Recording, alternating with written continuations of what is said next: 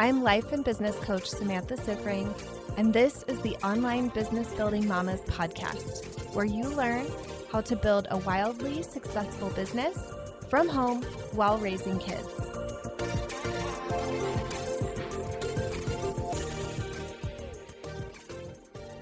Welcome to another episode of the Badass Mother podcast. This episode is coming out on Christmas. So if you're listening to it on the day that it came out, Merry Christmas.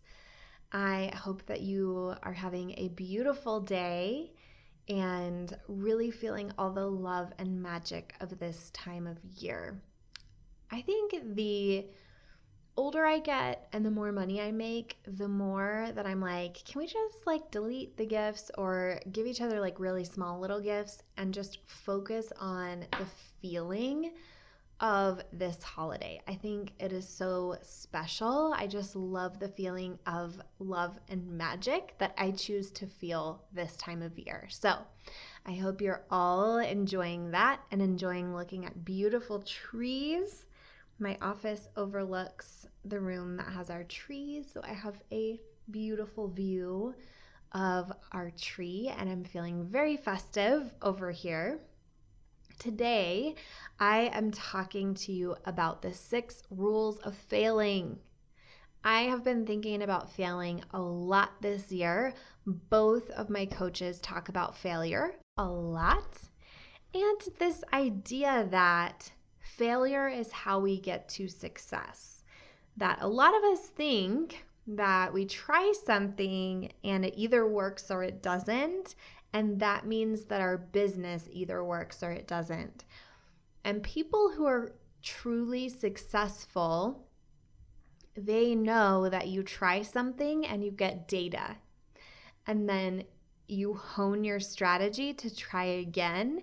And the more things you try, whether they're working or not, whether they're failing or winning, you gain so much information to move forward. Something that I've really started to love to do is read biographies and autobiographies of either really well-known, successful people or CEOs in general, just to see all of the things that they failed at, all of the things that they tried that didn't work. It's absolutely fascinating. Right now, I'm reading a book that's actually a fictional book, but it is a little bit about Thomas Edison. And there was this quote in the book. Let me pull it up. I didn't even plan to read this out loud, but it just occurred to me while I was recording. This is a Thomas Edison quote. "I have not failed. I've just found 10,000 ways that don't work." And I think that attitude and approach to our businesses is what separates the people who really make it from the ones who really don't. And I think it's so unfortunate that we just aren't taught this. We're taught that failure is bad and failure is it doesn't work. And we're taught this idea of it either works or it doesn't. So today, I want to talk to you about the way that I think about failure and give you 6 different guidelines for failing that will really serve you going into the next year as you are pursuing big goals.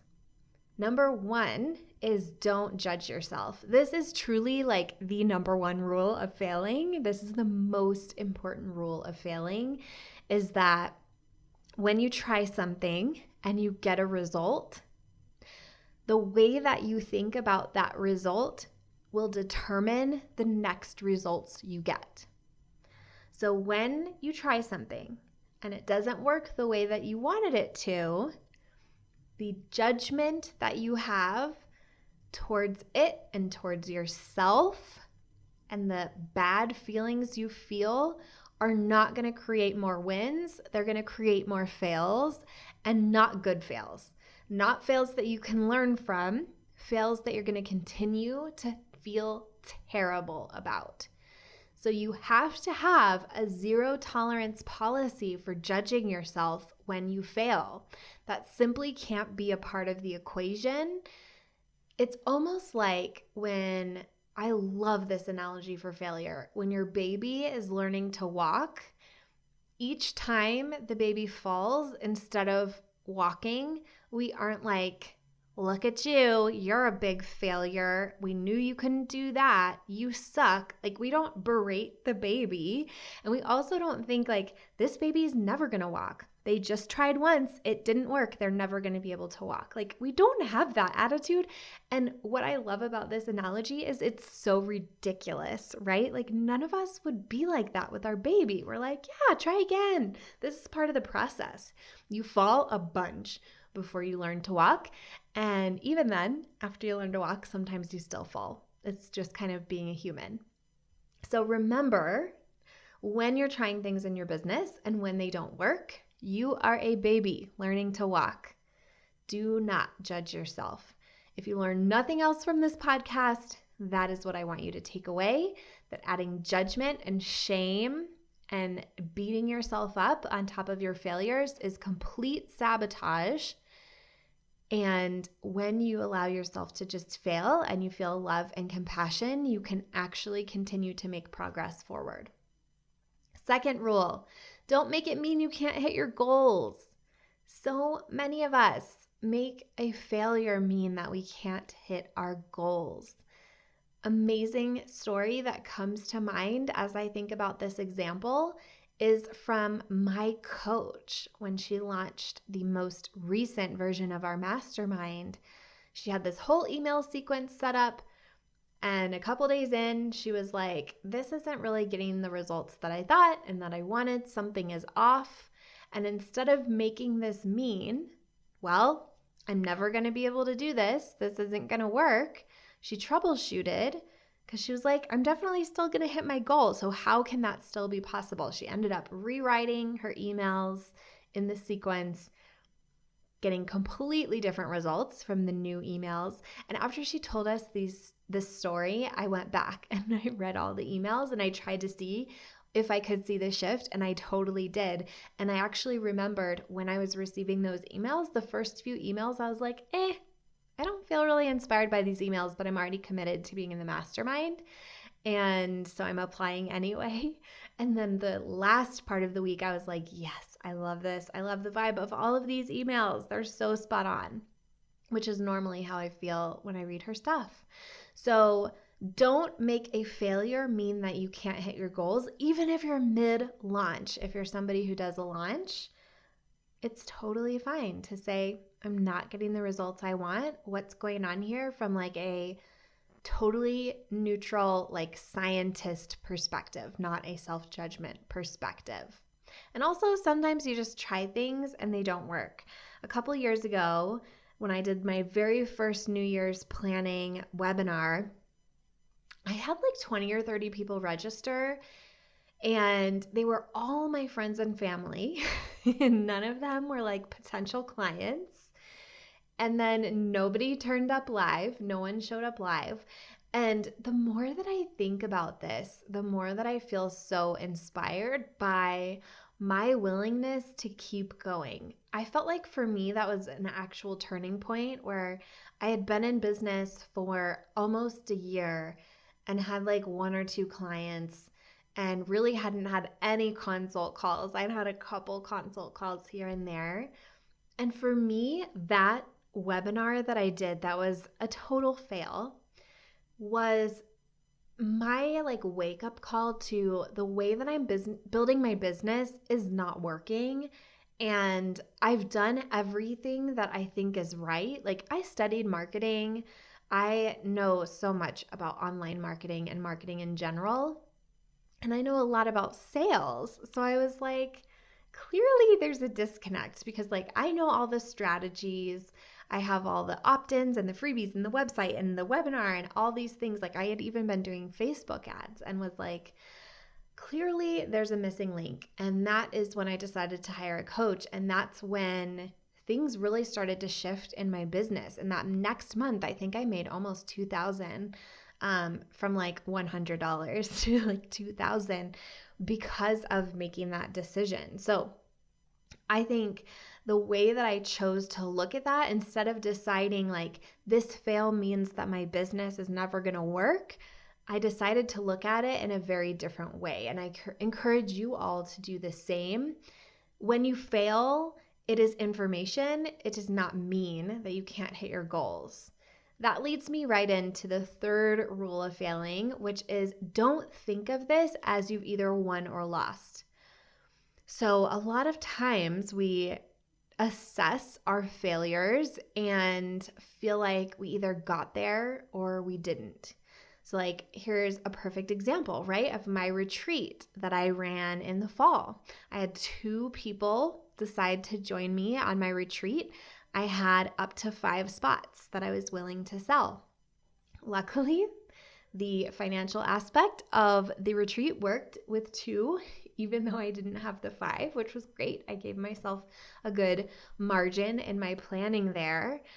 But I didn't think of that as I lost, I failed, like it was a complete loss, right? It wasn't a win or loss situation. It was, okay, I got 40% of the way to my goal. And I see this a lot with my clients too, that they feel like it's either a yes or a no, and it's a very black and white thing. But a lot of times failure looks like getting part of the way there. So always remember that. Always remember every time we fail, there are always things that did work. We were always getting part of the way there. And if we have that perspective, we're able to really evaluate and learn. Speaking of number 4, fourth rule of failing, get your money's worth in your lesson. This is something that I thought over the course of the past year that has served me so well.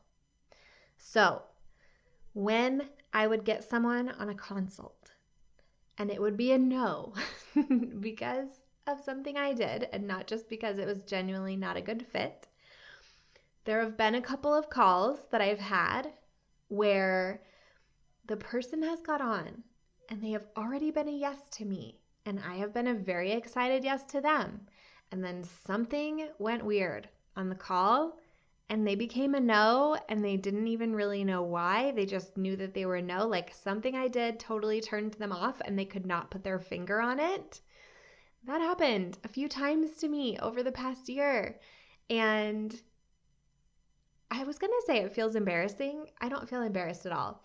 And this is really why the concept that I'm teaching you is why I didn't feel embarrassed, or why I don't currently feel embarrassed, is that I thought about the amount of money I charged at the time, like whatever the offer was that I made to them.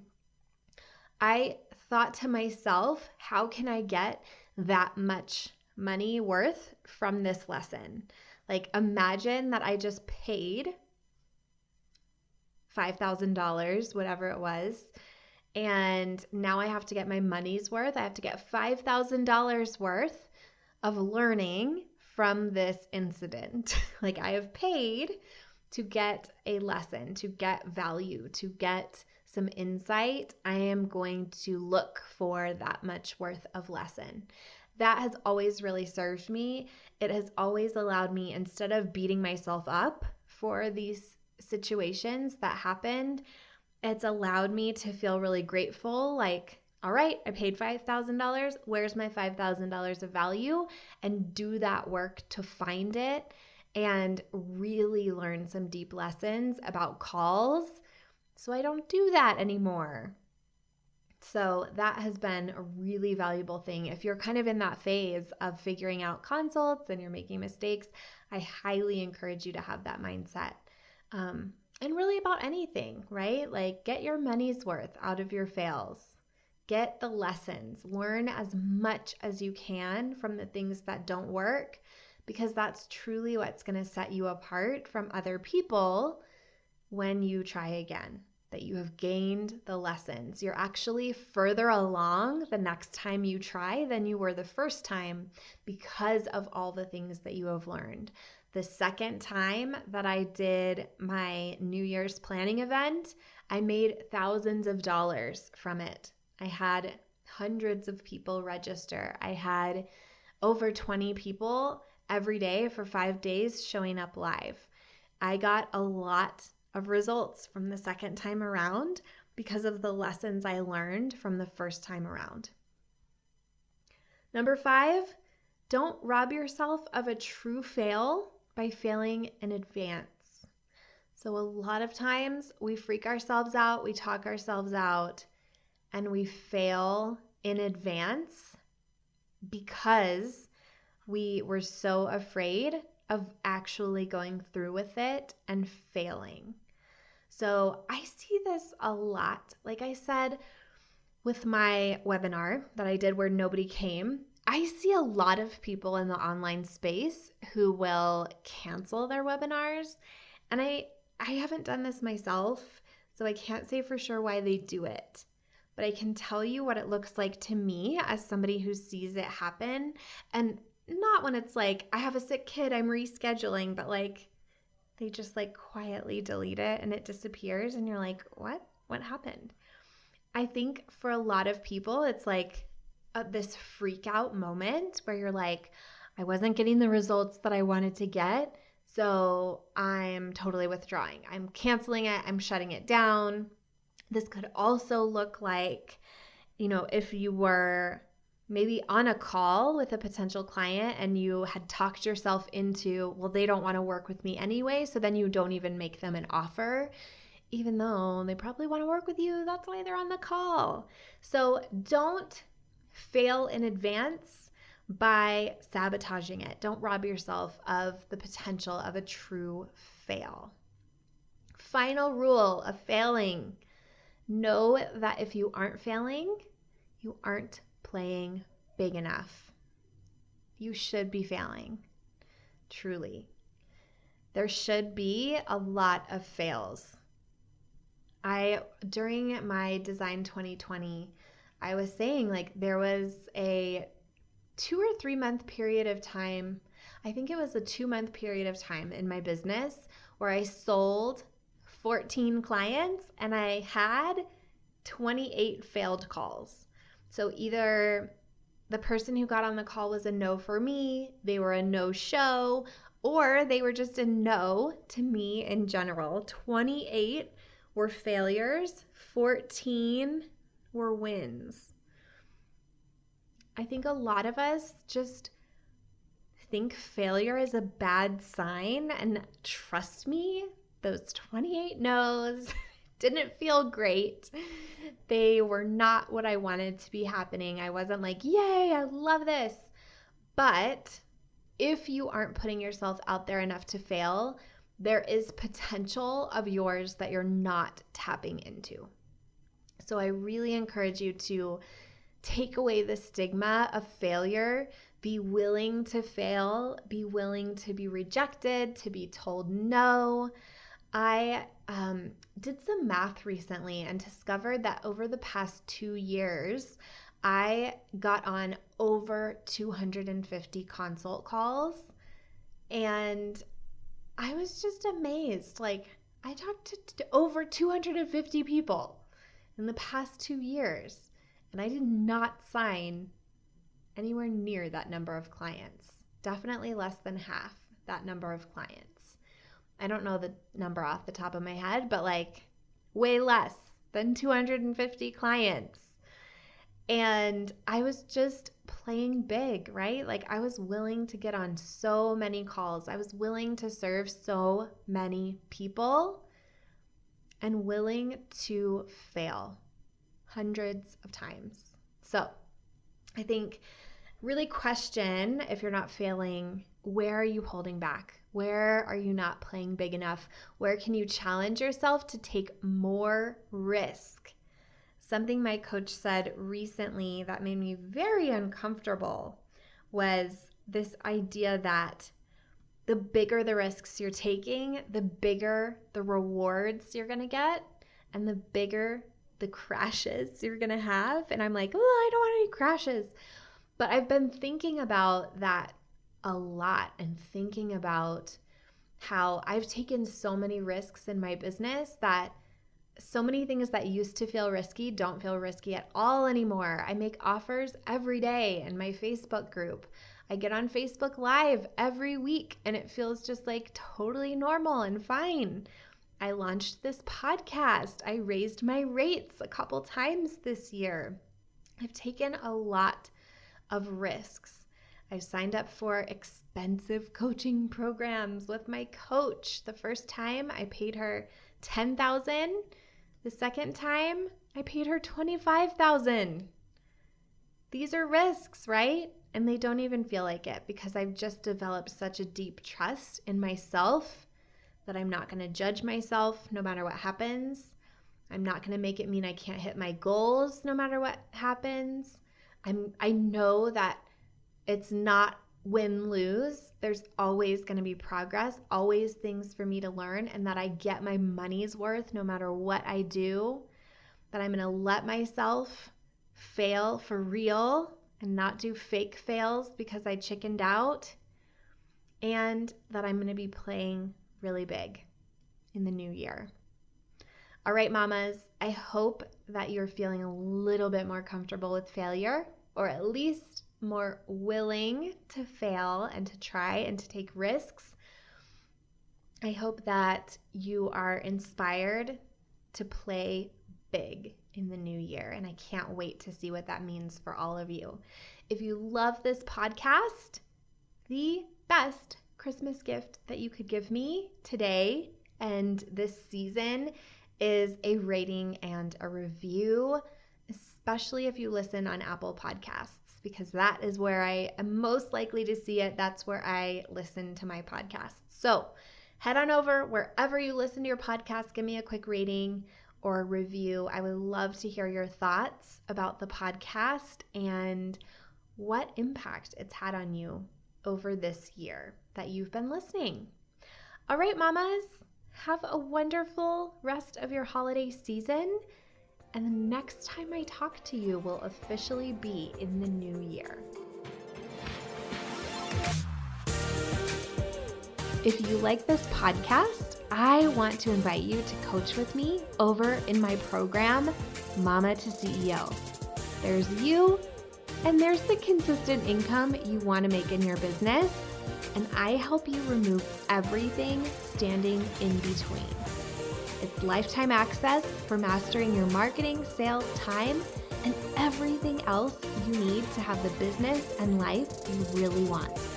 Whether it's making your first 1,000 or 100,000, I can help you do it.